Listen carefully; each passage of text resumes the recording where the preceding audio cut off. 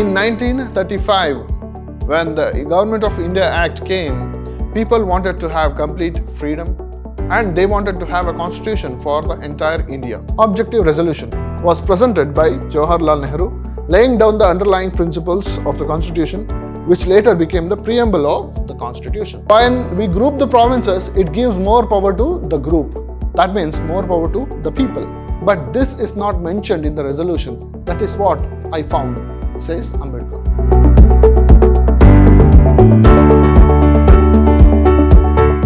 Hello students, I am Anil, Assistant Professor of English, Vidhyaashram First Grade College, the Temple of Excellence, MYSURU. Today we are going to discuss the Constituent debates by Dr. B.R. Ambedkar, prescribed for the students of 3rd semester B.BA. Dr. B.R. Ambedkar, as we all know, is considered the father of Indian Constitution. He was the chairman of Drafting Committee of Indian Constituent Assembly. He was born on 14th April 1891 and he expired on 6th December. Bhimrao Ramji Ambedkar was born on 14th April 1891.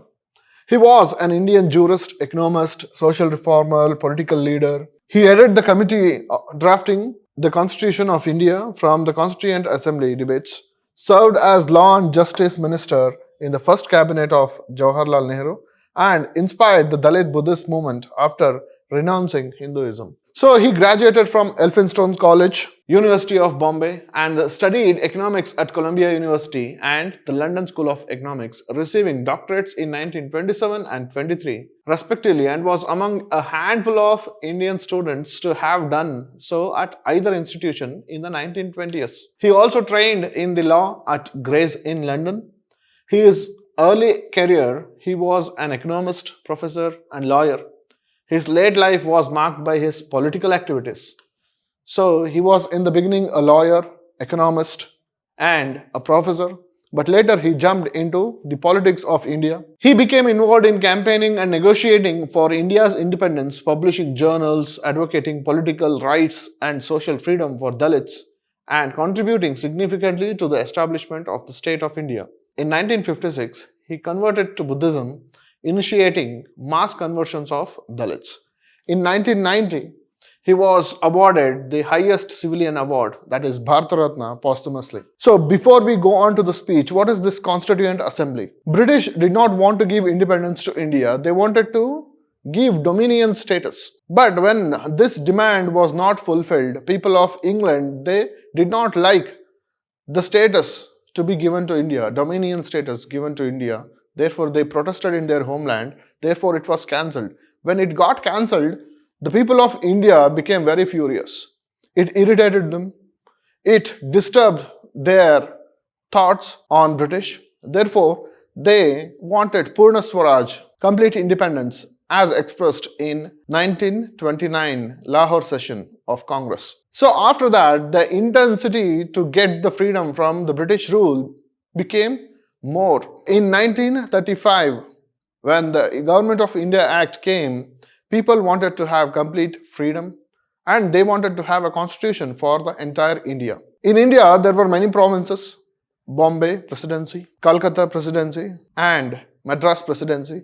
Along with that, many other provinces ruled by the native kings of India. So putting all of them together, they wanted to have a united India.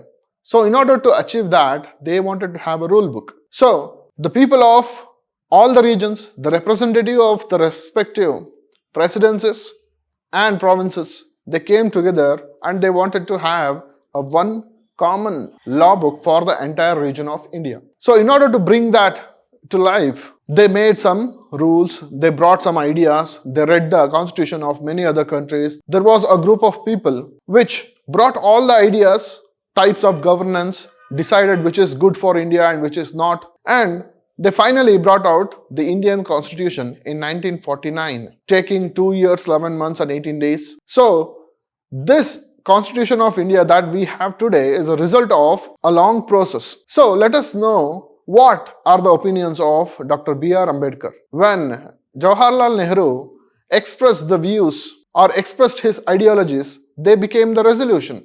So there was a discussion on this resolution, and let us know what Ambedkar thought or what he reflected on those resolutions. So Constituent Assembly of India. It was elected to frame the Constitution of India. It was elected by the Provincial Assembly following India's independence from the British rule in 1947. Its members served as the nation's first parliament as the provisional parliament for India. The idea for a Constituent Assembly was proposed in December 1934 by M.N. Roy, a pioneer of communist movement in India and an advocate of radical democracy. It became an official demand of the Indian National Congress in 1935. The official demand for Constituent Assembly was raised and Government of India Act 1935 was rejected as it imposed the constitution which was against the will of the Indians. C. Rajagopalachari voiced the demand for a Constituent Assembly on 15th November 1939 based on an adult franchise and was accepted by the British in August 1940. So the plan for having a Constituent Assembly to prepare a constitution for India was voiced in 1934-40 like this. The members of the Constituent Assemblies were elected by the provincial assemblies by single transferable vote system of proportional representation. The total members of the Constituent Assembly was 389. So initially, when this Constituent Assembly was formed, there were 389 members. The elections for the 296 seats assigned to the British Indian provinces were completed by August 1946. Congress won the majority seats. The Muslim League had 73. After this election, the Muslim League refused to cooperate with the Congress. So there was a clash between Congress and Muslim League. So this is the issue here. So when everybody went into parliament or everybody went into form a Constituent Assembly, there were two groups and they were not agreeing with each other. Therefore, what happened? The political situation deteriorated. Hindus-Muslim riots began and the Muslim League demanded a separate Constituent Assembly for Muslims in India. On 3rd June 1947, Mountbatten, the last British Governor General of India, announced his intention to scrap the Cabinet Mission Plan. This culminated in the Indian Independence Act of 1947 and the separate nations of India and Pakistan. So it has the prerequisites or it has something which caused the formation of two countries, India and Pakistan. So Constituent Assembly, what did it have? Dr. Rajendra Prasad was elected as the president. Jurist B.N. Rao was appointed constitutional advisor to the assembly. Rao prepared the original draft of the constitution and was later appointed a judge in the Permanent Court of International Justice in Hague. So Rajendra Prasad was elected as the president of this Constituent Assembly. Then B.N. Rao was the advisor. This assembly had 5 stages. Committees presented their reports on issues. They studied, they made research, they went and visited the places. They studied the constitutions of many other countries and then they presented their reports on issue. B.N. Rao prepared an initial draft based on the reports and his research into the constitutions of other nations. The drafting committee was chaired by Dr. Ambedkar. He presented a detailed draft constitution which was published for the public discussion. The draft constitution was discussed and amendments were proposed and enacted. The constitution was adopted with a committee of experts led by the Congress party, known as the Congress Assembly Party, played a pivotal role. So, Constituent Assembly debates. So, it started in the month of December 1946. To-do list was prepared by Jawaharlal Nehru and it, on the other hand, and these to-do lists became the part of preamble of Indian Constitution. So, this discussion is taking place on these resolutions. These ideas or a list of what to do is discussed in the Constituent Assembly. On 9th December 1946, formation of the Constitution Assembly, demanding a separate state, the Muslim League boycotted the meeting. So, Muslim League did not join this meeting. They did not agree to join Indian Union. They wanted a separate nation. On 11th December 1946, President appointed Rajendra Prasad, Vice Chairman Harendra Kumar Mukherjee and Constitutional Legal Advisor B.N. Rao. Initially 389 members in total, which declined to 299 after partition. Out of 389, 292 were from government provinces, 4 from Chief Commissioners provinces and 93 from princely states. 13th December 1946, an objective resolution. This is what we are going to discuss. Objective resolution was presented by Jawaharlal Nehru, laying down the underlying principles of the Constitution, which later became the preamble of the Constitution. So, the resolution. What are these resolutions? This Constituent Assembly declares its firm and solemn resolve to proclaim India as an independent sovereign republic and to draw up for her future governance a constitution. We will have a constitution is the first resolution. For India's administration, we will have our own constitution is the first resolution.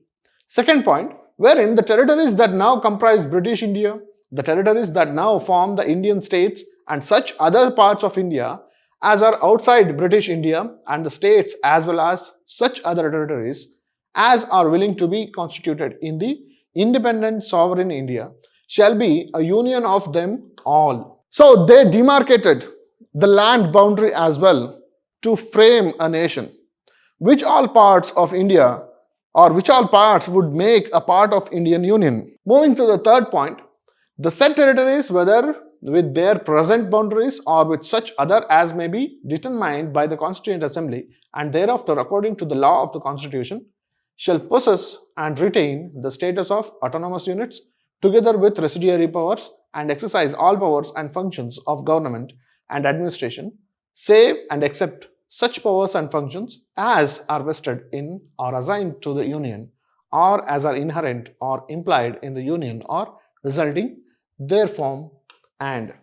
So this point says today we have some provinces, so they will remain as it is or they may change, but we will come to know at the end when the Constituent Assembly decides the boundary of the Indian Union. All power and authority of the sovereign independent India is its constituent parts and organs of government are derived from the people.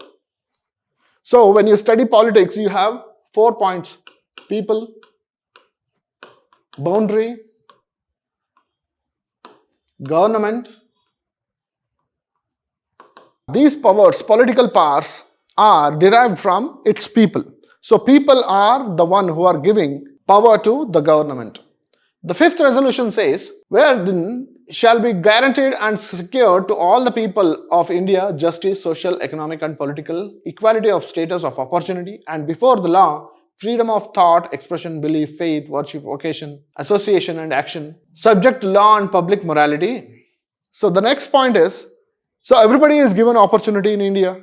There is no upper group of people or lower group of people. All are equal in the eyes of the law. So they will be given equal opportunity. Law will treat everybody equal. That is what they brought in here. Adequate safeguards shall be provided for minorities, backwards and tribal areas and depressed and other backward classes as well.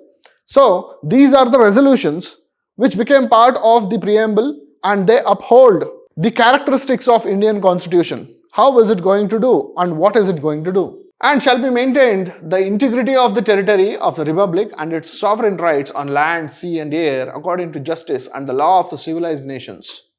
This ancient land attains its rightful and honored place in the world and make its full and willing contributions to the promotion of the world peace and the welfare of mankind.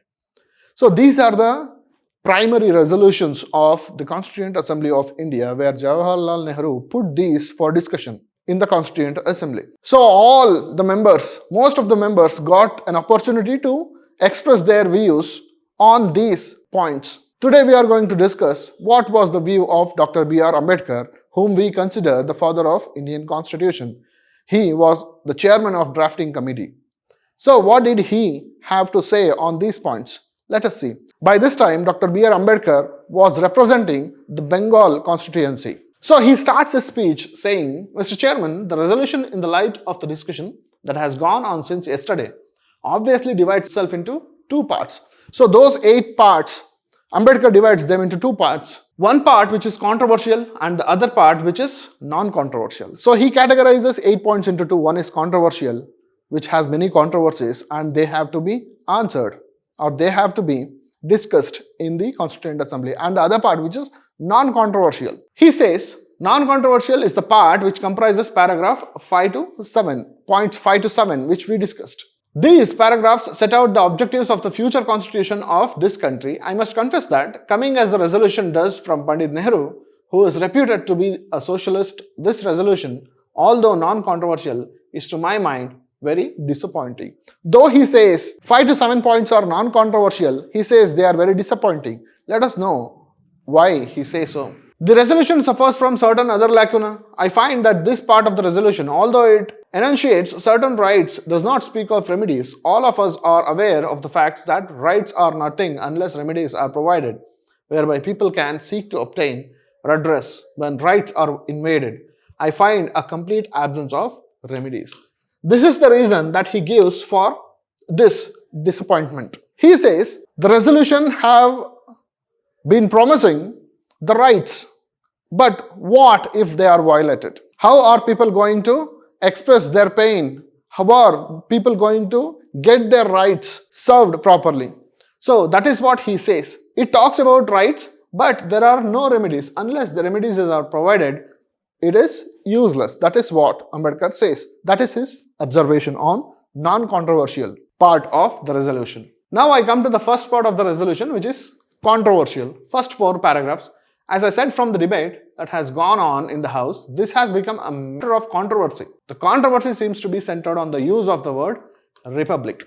So, before we have established a nation, we have used this word republic. What is a republic? Republic is where people elect their own leader. It is not hereditary. A king will choose his own son as the next ruler of his land or territory.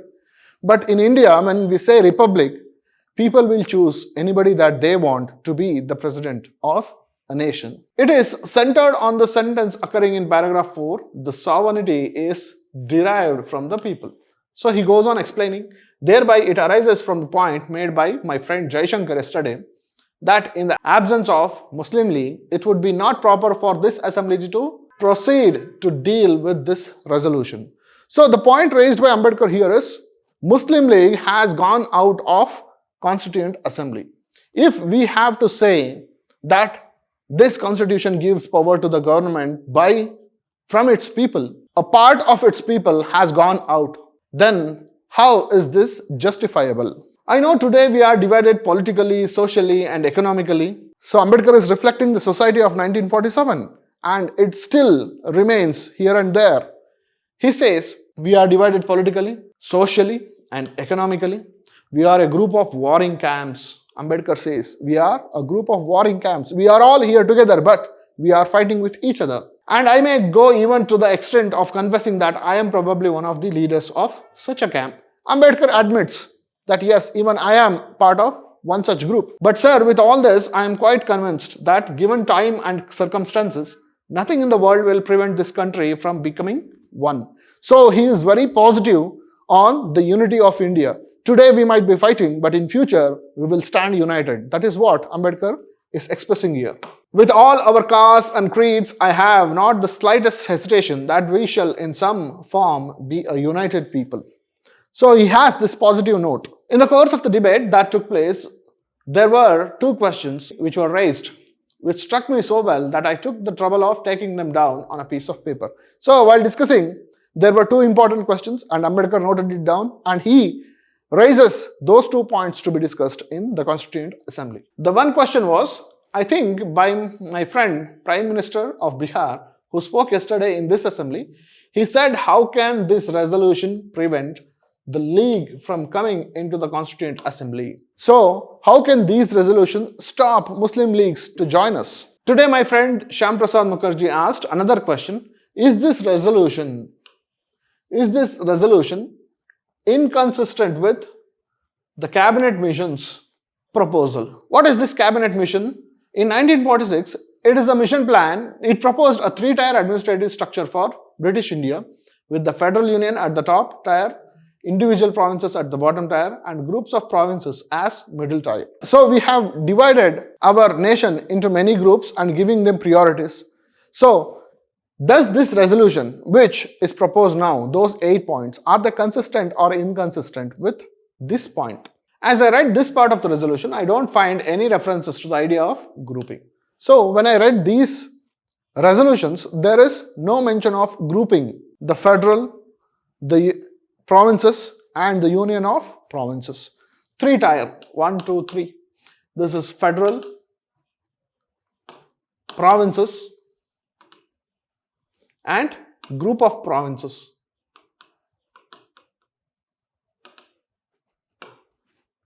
So there is no mention of this in the resolution. That is what I find, says Ambedkar. So, an intermediate structure between the union and on the one hand and the provinces on the other. Reading this para in the light of the cabinet mission's statement, or reading it even in the light of the resolution passed by the Congress at its Warda session, I must confess that I am a great deal surprised at the absence of any reference to the idea of grouping of the provinces.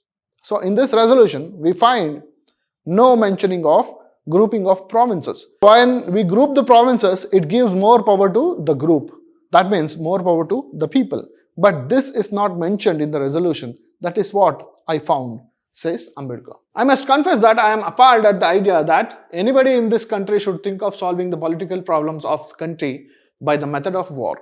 So that is one point where he raises the question of giving power to the people of India. The second thing is, he talks about the unity of Muslims and Hindus in India and many other political groups that kept on fighting with each other. So he says, I don't know how many people in this country support that idea of war. So we cannot solve the political problem with war. We have political ideologies, differences. We differ with our ideologies, but we cannot solve this problem by method of war. That is what he says.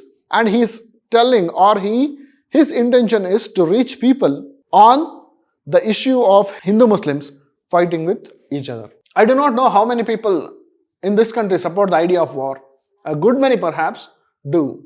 And the reason why I think they do is because most of them, at any rate, a great many of them believe that the war that they are thinking of would be a war on the British. So most of the people would think that when we start a war, it is against British. But what it is in reality, it is a war against British and Muslims. So this should not happen is the concern of Ambedkar. Well, sir, if the war that is contemplated, that is in the minds of people, can be localized, circumscribed so that it will not be more than a war on the British. So what war we are talking about, it can be manipulated, it can be changed. So when we understand its course, it won't be a war against only the British. It will be a war against Muslims as well, Muslims of India. I probably may not have much objection to the sort of strategy, but will it be a war on the British only? I have no hesitation, and I don't want to place before this house in the clearest terms possible that if a war comes in this country, and if that war has any real relation to the issue with which we are confronted today, it will not be a war on the British, it will be a war on the Muslims. So if we supported this idea of war, then it won't be a war against the British, but it would turn to be a war against Muslims. First, sir, permit me to observe that the use of force alone is but temporary. It may subdue for a moment, but it does not remove the necessity of subduing it again, and a nation is not governed which is perpetually to be conquered. So here he expresses in clear terms that if people of India kept on fighting with each other, then the government will be involved in putting down the revolt always. So once it puts down, there is a chance of revolt rising up again. So when it happens, that country will not be governed. It keeps on controlling those rebellions always, and there will be no place for governance. So he says, my next objection is its uncertainty. So if we control people with force, what happens? And this force cannot remain forever. And there is uncertainty. Terror is riot, always the effect of force, and an armament is not a victory. So terror is riot. If you threaten someone, they will rebel against you. And it is always the effect of force. So when you force somebody, you are terrorizing someone, and the result is they will revolt against it. An armament, if you have weapons, that is not the solution, or that is not the victory. If you do not succeed, you are without resources for reconciliation. Then, if conciliation fails, force remains. If you cannot convince the people of the other side, you have to keep on fighting with each other, and the force remains. Power and authority are sometimes bought by kindness, but they can never be begged as arms by an impoverished and defeated violence. So, power always comes from kindness. It is not arms. He says, further, the objection to force is that you impair the object by your very endeavors to preserve it. You are trying to preserve something, unity of India, with force. When you do it, in the end, what you get is not what you wished for. That is what is explained here. With united we stand, with divided we fall. This is the summary of Ambedkar's speech. He talks about the inconsistencies in the resolutions. Out of those 8 parts, he divides them into 2 groups. The first group is non-controversial, the second one is controversial. In non-controversial also, he had some disappointment. He says this non-controversial part did not promise the grouping of provinces in order to give more power to the people. In the controversial section, he said power is derived from people, but we are a group of people fighting with each other.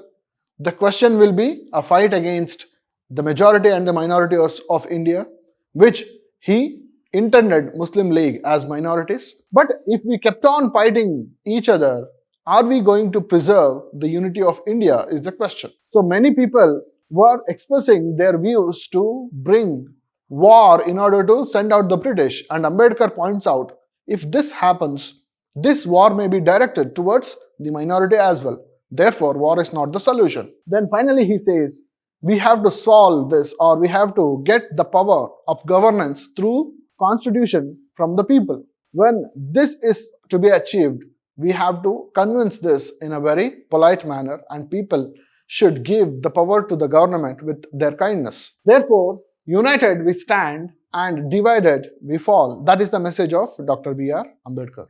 And he says it's the duty of the leaders of all parties to convince the other parties with difference to stay united and build a strong nation with a string. So, it's the duty of the leaders of all parties to convince the other parties with differences to stay united and build a strong nation with a strong foundation of unity. So this is the message. This is his observation. He gives this speech in order to retain the wonderful unity that we are expecting, not with war, but with compassion, understanding each other and giving each other all the prominence that they deserve. So with this, we understand Ambedkar had in his mind unity of India and strong structure to derive power from the people of India. And he also wanted to express or bring to the notice of the Constituent Assembly that when rights are violated, they should have some remedies. How, if somebody loses his right, can be helped?